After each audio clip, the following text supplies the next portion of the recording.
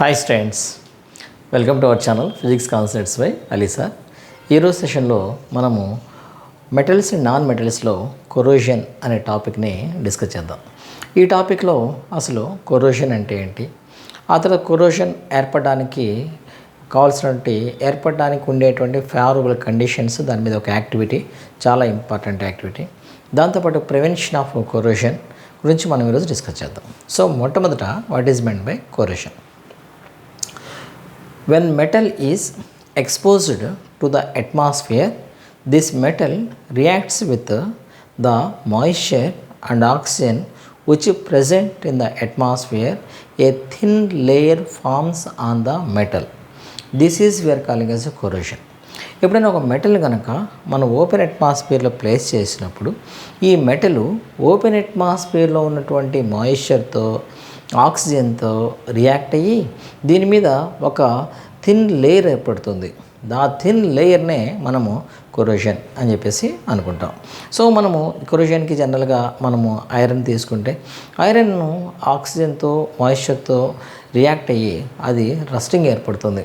So అది rusting అనేది ఎలా ఏర్పడుతుంది అంటే కనుక మనము ఈ రస్టింగ్కి ఒక ఎక్స్ప్రెషన్ తీసుకుంటే ఇది చాలా important. So 4Fe plus 3O2 plus 2H2O that gives 2Fe2O3H2O. ఇక్కడ ఉన్నటువంటి దీన్ని మన రస్ట్ అని చెప్పేసి అనుకుంటాం. జనరల్గా రస్ట్కి ఫార్ములా మనం కనుక తీసుకుంటే Fe2O3XH2O అన్నదాన్ని మనం రస్ట్కి ఫార్ములా కింద తీసుకుంటాం. ఓకేనా? సో మనకి ఈ విధంగా రస్ట్ అనేది ఈ విధంగా ఉంటుంది. అయితే ఇప్పుడు ఈ మెటల్ రస్టింగ్ ఏర్పడడానికి అక్కడ మనకి మెటల్లో రకరకాల మెటల్స్ ఉంటాయి. ఈ రకరకాల మెటల్స్ ఏ మెటల్ ఎటువంటి రస్టింగ్ ఏర్పడుతుంది, వాటి యొక్క ప్రాపర్టీస్ ఏంటని కూడా మనం చూసుకోవాలి. ఫర్ ఎగ్జాంపుల్ మనం కనుక సిల్వర్ తీసుకున్నాం అనుకోండి. సో ఇక్కడ అన్ని మెటల్స్లో కొన్ని మెటల్స్ మనకి ఈ రస్టింగ్లో ఇన్వాల్వ్ అవుతాయి. సిల్వరు అట్మాస్ఫియర్లో ఉన్నటువంటి సల్ఫర్తో రియాక్ట్ అయ్యి సిల్వర్ సల్ఫైడ్ ఏర్పడుతుంది. అప్పుడు మనకి సిల్వరు సల్ఫర్తో రియాక్ట్ అవుతుంది. సల్ఫర్తో రియాక్ట్ అయ్యి మనకి ఎటువంటి సబ్స్టాన్స్ ఇస్తుంది? బ్లాక్ కలర్ కోటింగ్ ఉన్నటువంటి సిల్వర్ సల్ఫైడ్ ఇస్తుంది. సో సిల్వర్ సల్ఫైడ్ అంటే AgSO4 సిల్వర్ సల్ఫైడ్ ఇది ఇస్తుంది. సో ఇక్కడ ఇంపార్టెంట్ ఏంటంటే సిల్వర్కి మనం రస్టింగ్ ఏర్పడినప్పుడు దాని మీద ఎటువంటి కోటింగ్ ఏర్పడుతుంది? బ్లాక్ కలర్ కోటింగ్ ఏర్పడుతుంది. అప్పుడు అది సిల్వర్ అట్మాస్ఫియర్లో ఉన్నటువంటి దేంతో రియాక్ట్ అవుతుంది? సల్ఫర్తో రియాక్ట్ అవుతుంది. ఆ తర్వాత కాపరు అట్మాస్ఫియర్లో ఉన్నటువంటి కార్బోనేట్స్తో రియాక్ట్ అవుతుంది. కార్బోనేట్తో రియాక్ట్ అయ్యి ఇదేం చేస్తుందంటే గ్రీన్ కలర్లో ఉన్నటువంటి కాపర్ కార్బోనేట్ CuCO3ని ఏర్పరుస్తుంది. ఇక్కడ కాపర్ కనుక అది రస్టింగ్ అయితే కనుక అప్పుడు ఏ కలర్ వస్తుందంటే బ్లాక్ కలర్ వస్తుంది. కాపర్ అట్మాస్ఫియర్లో ఉన్నటువంటి దేంతో రియాక్ట్ అవుతుంది? కార్బోనేట్తో రియాక్ట్ అవుతుంది. ఆ తర్వాత మనం ఐరన్ తీసుకుంటే కనుక ఐరన్ ఏం చేస్తుంది? ఐరన్ అట్మాస్ఫియర్లో ఉన్నటువంటి ఇక్కడ ఆక్సిజన్తో ఆ తర్వాత వాటర్తో రియాక్ట్ అయ్యి దీనిపైన పొరలుగా ఉన్నటువంటి దాన్ని ఫ్లేకీ అంటారు. ఫ్లేకీ బ్రౌన్ లేయర్ ఏర్పడుతుంది. Brown layer. దాని ఫార్ములా ఏంటి అంటే కనుక జనరల్గా వచ్చేటికి ఫార్ములా Fe2O3XH2O అని చెప్పేసి అనుకుంటారు. ఇదే ఇక్కడ రాస్తాం. X అంటే నెంబర్ ఆఫ్ మాలిక్యూల్స్, అంటే ఒక మాలిక్యూల్ యొక్క పొజిషన్ బట్టి, అంటే ఎక్కువ మాలిక్యూల్స్ అనుకోండి అప్పుడు ఎక్కువ మాయిశ్చర్ ఉంటుంది, తక్కువ మాలిక్యూల్ అట్లా. సో మనం తీసుకుంటే ఇక్కడ మాలిక్యూల్స్ అన్నీ కూడా రకరకాల మెటల్స్ రకరకాల విధంగా మనకి అవి రియాక్ట్ అవుతూ ఉంటాయి. ఓకే, ఇప్పుడు మరి ఇక్కడ మనం అట్మాస్ఫియర్లో తీసుకుంటే అట్మాస్ఫియర్లో ఒక కొరోషన్ ఏర్పడాలి అంటే ఉండాల్సిన రెండు ఫేవరబుల్ కండిషన్స్ ఏంటంటే ఎయిర్ అండ్ మాయిశ్చర్. ఇది ఒక చాలా important 8 marks question. Explain by means of an activity air and moisture are essential for corrosion అని ఉంటుంది. సో మనం ఇప్పుడు ఏం చేయబోతున్నాం? Air and moisture are responsible for corrosion అనేటువంటి ఒక ఫర్ కొరేషన్. ఒక యాక్టివిటీని మనం ఇప్పుడు చూద్దాం. సో ఇక్కడ ఏంటిది యాక్టివిటీ. సో చాలా ఇంపార్టెంట్ 8 మార్క్స్ క్వశ్చన్ ఇది. సో మనం ఇప్పుడు దీన్ని తీసుకుందాం. దీనికోసం ఏం చేయాలంటే మొట్టమొదట 3 టెస్ట్ ట్యూబ్స్ తీసుకుందాం. ఇక్కడ ఒక టెస్ట్ ట్యూబ్, ఆ తర్వాత ఇక్కడ ఒక టెస్ట్ ట్యూబ్ తీసుకుందాం, ఆ తర్వాత 3 టెస్ట్ ట్యూబ్స్ తీసుకొని 3 టెస్ట్ ట్యూబ్స్లో కూడా మనం ఏం చేద్దామంటే జస్ట్ కొన్ని ఐరన్ నెయిల్స్ని ప్లేస్ చేద్దాం. సో ఐరన్ నెయిల్స్ని ఆ తర్వాత ఈ ఐరన్ నెయిల్స్ని ప్లేస్ చేసిన తర్వాత మొట్టమొదట టెస్ట్ ట్యూబ్లోనేమో నార్మల్గా ఉన్నటువంటి వాటర్ని తీసుకుందాం. సో ఇది ఫస్ట్ టెస్ట్ ట్యూబ్, ఇదేముంది ఇక్కడ వాటర్. ఆ తర్వాత రెండో టెస్ట్ ట్యూబ్లో ఏం తీసుకుందామంటే boiled distilled water, boiled distilled water తీసుకుందాం, డిస్టిల్డ్ వాటర్. ఆ తర్వాత దీనిపైన ఇక్కడంతా కూడా బాయిల్డ్ డిస్టిల్డ్ వాటర్ ఉంటుంది. దీనిపైన ఏం చేద్దామంటే మనం మళ్ళీ ఆయిల్ కూడా మనము తీసుకుందాం. ఆయిల్ ఏమవుతుంది దీని మీద, అది ఈ ఆయిల్ ఏమవుతుంది దీని మీద ఫ్లోట్ అవుతూ ఉంటుంది ఆయిల్. ఆ తర్వాత దీంట్లోనేమో ఇక్కడ మనము కాల్షియం క్లోరైడ్ తీసుకుందాం. ఎన్హైడ్రస్ అంటే హైడ్రస్ అంటే వాటర్తో ఉన్నదాన్ని హైడ్రస్ అంటాం, వాటర్ లేని దాన్ని ఎన్హైడ్రస్ అని చెప్పేసి అనుకుంటాం. ఎన్హైడ్రస్ కాల్షియం క్లోరైడ్ అనేది తీసుకుంటాం. సో ఇట్లా ఇక్కడ ఎన్హైడ్రస్ కాల్షియం క్లోరైడ్ జాబ్ ఏంటంటే ఎన్హైడ్రస్ కాల్షియం క్లోరైడ్ని మనం ఎక్కడైనా సరే ఓపెన్ ఎక్కడైతే మనం తీసుకుంటామో అక్కడ ఇదేం చేస్తుంటే అక్కడ ఉన్న మాయిశ్చర్ మొత్తాన్ని అబ్జార్బ్ చేసుకుని అక్కడ ఒక డ్రై అట్మాస్ఫియర్ని క్రియేట్ చేస్తుంది. ఫర్ ఎగ్జాంపుల్ మనం ఎప్పుడైతే కనుక కొంచెం ఎక్స్పెన్సివ్ వాటర్ బాటిల్స్ని, కూలింగ్ వాటర్ బాటిల్స్ని కానీ లేకపోతే కనుక ఎక్స్పెన్సివ్ బ్యాగ్స్ కానీ పర్చేజ్ చేసేటప్పుడు దాని లోపల ఒక చిన్న ప్యాకెట్లో బ్యాగ్ ఉంటుంది, చిన్న ప్యాకెట్ ఉంటుంది. అది ఎందుకు పెడతారు అంటే ఆ ప్యాకెట్ని, అది ఆ డీహైడ్రేటింగ్ ఏజెంట్. అదేం చేస్తుంది అక్కడ ఉన్నటువంటి మాయిశ్చర్ మొత్తాన్ని అబ్జార్బ్ చేసుకునేది. ఇక్కడ కూడా మనం మాయిశ్చర్ని అబ్జార్బ్ చేసుకోవడానికి ఈ ఎన్హైడ్రస్ కాల్షియం క్లోరైడ్ని వాడుకుంటాం. ఓకే, మనం ఒక after over a period of time, కొంత టైం తర్వాత మనం అబ్జర్వ్ చేస్తే దీంట్లో ఉన్నటువంటి ఫస్ట్ దీన్ని మనం అనుకుందాం ఏ అని చెప్పేసి అనుకుందాం, ABC. ఏలో ఉన్నటువంటి ఆ కాపర్ నైల్స్కి ఏమో అది ఐరన్ నైల్స్ ఏమో రస్ట్ అవుతుంది. దాని మీద ఒక బ్రౌన్ ఫ్లేకీ లేయర్ ఏర్పడుతుంది. బ్రౌన్ అంటే అది రస్ట్ అవుతుంది. అదే మనము బి టెస్ట్ ట్యూబ్ తీసుకుంటే దాంట్లో రస్ట్ అవ్వదు. దానికి రీజన్ ఏంటంటే ఇక్కడ ఉన్నటువంటి డిస్టిల్డ్ వాటర్లో బాయిలింగ్ చేసాం కాబట్టి దాంట్లో ఆక్సిజన్ లేదు, కేవలం ఒక వాటర్ వల్ల అది రస్టింగ్ ఏర్పడదు. ఆ తర్వాత ఆయిల్ ఉంది కదా, ఈ ఆయిల్ ఏం చేస్తుంటే అది ఒక ప్రొటెక్టివ్ లేయర్ లాగా ఉండి దాన్ని ఏం చేస్తుంది, ఎయిర్ని లోపల రానికుండా చేస్తుంది. ఎయిర్ లేకపోతే కనుక అక్కడ రస్టింగ్ అనేది ఏర్పడదు. మూడోది వచ్చేటప్పటికల్లా ఎన్హైడ్రస్ కాల్షియం క్లోరైడ్. ఈ ఎన్హైడ్రస్ కాల్షియం క్లోరైడ్లో ఏం చేస్తారంటే ఎప్పుడైతే మన టెస్ట్ ట్యూబ్లో ఎన్హైడ్రస్ కాల్షియం క్లోరైడ్ తీసుకుంటామో ఆ ఎన్హైడ్రస్ కాల్షియం క్లోరైడ్ ఆ అట్మాస్ఫియర్లో ఉన్నటువంటి మాయిశ్చర్ మొత్తాన్ని అబ్జార్బ్ చేసుకుంటుంది. అప్పుడు ఏమవుతుందంటే అక్కడ డ్రై అట్మాస్ఫియర్ ఉంటుంది. ఆ డ్రై అట్మాస్ఫియర్ ఉన్నప్పుడు ఏమవుతుంది అక్కడ ఎటువంటి మాయిశ్చరింగ్ అటువంటి రస్టింగ్ అనేది జరగదు. ఇక్కడ మనకి దీన్ని బట్టి చాలా క్లియర్గా మనం ఏం ఎక్స్ప్రెస్ చేయొచ్చు. దీంట్లో ఈ టెస్ట్ ట్యూబ్లో ఉన్నటువంటి ఐరన్ నైల్స్ రస్ట్ అవడానికి రీజన్ ఏంటంటే దాంట్లో ఉన్నటువంటి ఎయిర్ అండ్ వాటర్. ఇక్కడ వాటర్ ఉంది కానీ ఎయిర్ లేదు, ఇక్కడ ఎయిర్ లేదు, వాటర్ లేదు. అందువల్ల B అండ్ Cలోనేమో ఎటువంటి రస్టింగ్ ఏర్పడదు. దీన్ని బట్టేసి మనము ఈ కొరేషన్కి కావాల్సినటువంటి ప్రైమరీ ఫ్యాక్టర్స్ ఏంటంటే air and water are essential for corrosion. Okay right. ఆ తర్వాత ఇక్కడ మళ్ళీ మనము ఈ కొరేషన్ని ప్రివెంటింగ్ మెథడ్స్ ఫర్ కొరేషన్. ఈ ప్రివెంటింగ్ మెథడ్స్ ఫర్ కొరేషన్.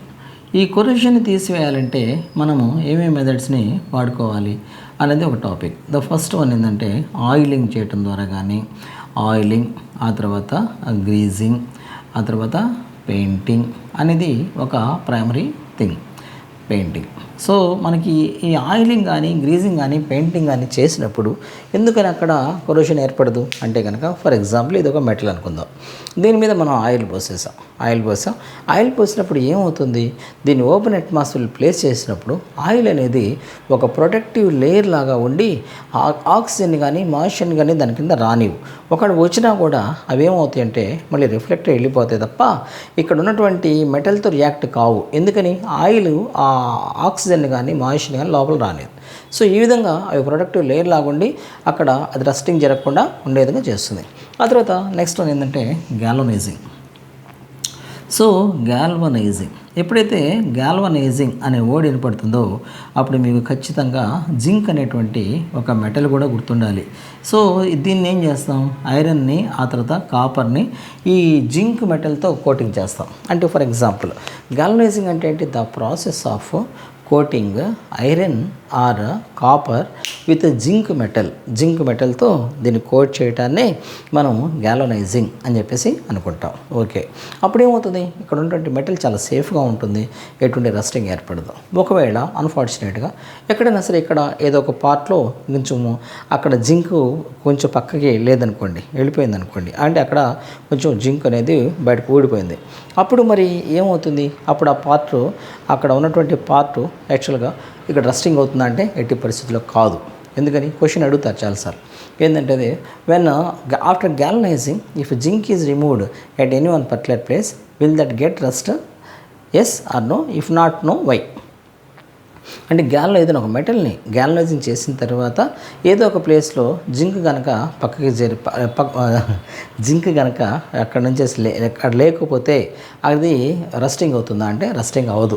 ఎందుకని అంటే కనుక మనకి లోపల ఉన్నదేమో ఐరన్ మెటల్, దానిపైనేమో జింక్ ఉంది, అక్కడ ఒక పార్ట్లో వెళ్ళిపోయినా మిగిలిన పార్ట్ అంతా కవర్ అవుతుంది కదా. ఏదైనా మాయిశ్చర్ కానీ ఆ తర్వాత మాయిశ్చర్ కానీ ఎయిర్ కానీ వస్తే అక్కడ ఉన్నటువంటి జింకు అత్యంత రియాక్టివ్గా ఉంటుంది. సో ఆక్సిజన్తో మాయిశ్చర్తో అవి రియాక్ట్ అవుతాయి, అందువల్ల ఇది రియాక్షన్ అనేది జరగదు. ఓకేనా, అది గ్యాల్వనైజింగ్ అని చెప్పేసి అనుకుంటాం. ఆ తర్వాత బాగా ఇంపార్టెంట్ ఎల్లాయింగ్. సో ఎల్లాయింగ్కి డెఫినేషన్ ఏంటి అంటే కనుక it is a homogeneous mixture of metal plus non metal, metal plus non metal, metal plus non metal, లేకపోతే కనుక నాన్ మెటల్. ఆ తర్వాత homogeneous mixture of metal plus metal. So metal plus metal, దీన్ని మనం ఎల్లాయింగ్ అని చెప్పేసి అనుకోవచ్చు. ఎల్లాయింగ్ అంటే ఏంటి, it is what is meant by alloy. Alloy is a homogeneous mixture of metal and non-metal. దీనికి అంటే మెటల్ నాన్ మెటల్ ఉండొచ్చు, లేకపోతే కనుక మెటల్ ఉండొచ్చు. మెటల్ నాన్ మెటల్కి ఎగ్జాంపుల్ తీసుకుంటే మనం ఇప్పుడు ఐరన్ తీసుకున్నాం అనుకోండి. ఐరన్ అనేది మనకి నేచర్లో దొరికేటువంటి ఐరన్ డక్టిలిటీ ఎక్కువగా ఉంటుంది. అంటే ఏంటి, దాన్ని ఈజీగా మనం ఎక్స్పాండ్ చేయొచ్చు. అయితే దానికి కనుక మనం 0.05%, సో అక్కడ ఎంత 0.05% కార్బన్ కనుక యాడ్ చేసామనుకోండి ఐరన్కి, అప్పుడు అది ఏమవుతుంది, చాలా స్ట్రాంగ్ అయిపోతుంది. అప్పుడు మనకి ఏమవుతుందంటే మనం డిజైర్డ్ షేప్లో చేసిన తర్వాత దాంట్లో ఎటువంటి చేంజ్ ఉండదు. ప్యూర్ మెటల్ తీసుకుంటే కనుక అది ఖచ్చితంగా ఏమవుతుంది అంటే అది డక్టిలిటీ ఉంటుంది, త్వరగా అది మనం ఉన్నటువంటి షేప్ కన్నా అది మారిపోతుంది. సో దీనికి స్ట్రెంగ్తన్ చేయడానికి మనము 0.05% కార్బన్ని ఐరన్కి వాడుకుంటాం. జనరల్గా మనం వాడేటువంటి లైఫ్లో మనం వాడేటువంటి మెటల్స్, ప్రాక్టికల్ లైఫ్లో ఉండేటువంటి మెటల్స్ అన్నింటి ఐరన్స్లో 0.05% కార్బన్ ఉంటుంది. ఆ తర్వాత ఇక్కడ మెటల్ ప్లస్ మెటల్లో మనం తీసుకుంటే దాంట్లో మొట్టమొదటి తీసుకుందాం stainless steel. So stainless steel, దీంట్లో ఉండేటువంటి మెటల్స్ ఏముంటాయి అంటే కనుక ఐరను, ఆ తర్వాత నికెల్, ఆ తర్వాత క్రోమియం. ఈ మూడు కూడా స్టెయిన్లెస్ స్టీల్లో ఐరన్, నికెల్, క్రోమియం. ఈ మూడిట్లో ఉన్నప్పుడు మనకి ఏమవుతుంది, ఈ స్టెయిన్లెస్ స్టీల్ ఎప్పటికీ రస్టింగ్ అవ్వదు.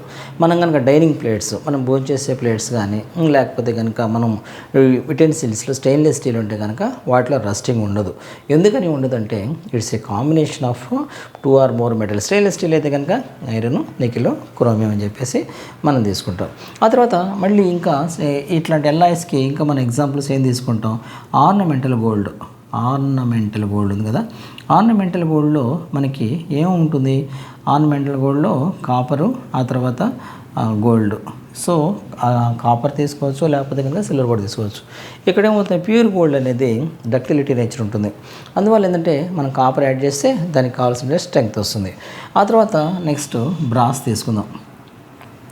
సో ఇక్కడ మనం బ్రాస్ తీసుకుంటే దీంట్లో మనకి బ్రాస్లో ఉండేటువంటి మెటల్స్ ఏమేమి ఉంటాయి అంటే కనుక సో జింక్ ఉంటుంది, దాంతోపాటుగా జింకు, ఆ తర్వాత ప్లస్ బ్రాస్లో కాపర్ ఉంటుంది. ఓకేనా, కాపర్, జింక్, కాపర్ ఉంటాయి. బ్రాస్ అయితే కనుక జింక్, కాపర్ ఉంటాయి. మరి బ్రాంజ్ అయితే దాంట్లో ఏముంటాయి అంటే కనుక బ్రాంజ్ తీసుకున్నాం అనుకోండి, బ్రాంజ్లో అయితే కనుక మళ్ళీ కాపరను ఆ తర్వాత టిన్ను ఈ రెండు ఉంటాయి. ఓకేనా. సో ఈ వీటిలో వచ్చేసి ఇది బాగా ఇంపార్టెంట్. ఆ తర్వాత మనం కనుక ఎప్పుడన్నా సరే రెండు మెటల్స్ని కనెక్ట్ చేయాలంటే ఏం చేస్తాం, షోల్డరింగ్ చేస్తాం. అప్పుడు మనకి సోల్డరింగ్ అని చెప్పేసి అనుకుంటాం.